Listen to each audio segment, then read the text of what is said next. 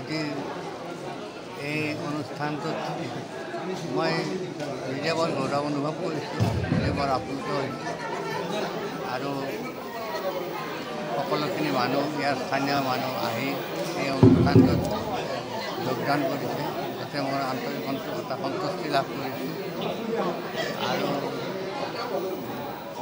এইটোৱে আৰু মোৰ আৰু নিজৰ এটা আজি এটা আত্মতুষ্টি আহিছে আৰু মই ইমানখিনি মানুহে আহি এই কৰিছে মই জীৱন এনে এটা নিজকে ধন্য মানিছোঁ। মানুহবিলাকৰ স্নেহ মৰম শ্ৰদ্ধা পাই নিজকে যথেষ্টখিনি নিজৰ গৌৰৱ এটা অনুভৱ কৰিছোঁ, মই নিজকে ধন্য মানিছোঁ। আমি সঁচাকৈ বৰমাবাসী হিচাপে, মই গ্ৰন্থ সম্পাদক হিচাপে নহয়, বৰমাবাসী হিচাপে এনেকুৱা এটা অনুষ্ঠানত আমি অংশগ্ৰহণ কৰিবলৈ পাই ধন্যবাদ দিছোঁ।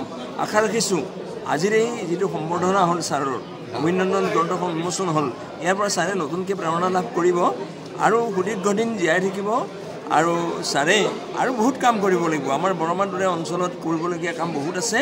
আমি আশা ৰাখিছোঁ ছাৰে এক নতুন যুগৰ সন্ধান পাব, নতুন প্ৰেৰণা পাব আৰু বৰমাৰ দৰে ঠাইৰ বহুতো কাম কৰিব, কাৰণ ছাৰসকল হ'ল আমাৰ কাৰণে মেৰুদণ্ড স্বৰূপ, মধ্যমণি স্বৰূপ। গতিকে বিশেষ নকওঁ, মই সকলোকে ধন্যবাদ জ্ঞাপন কৰিছোঁ, ছাৰৰ সুস্বাস্থ্য আৰু দীৰ্ঘায়ু কামনা কৰিছোঁ।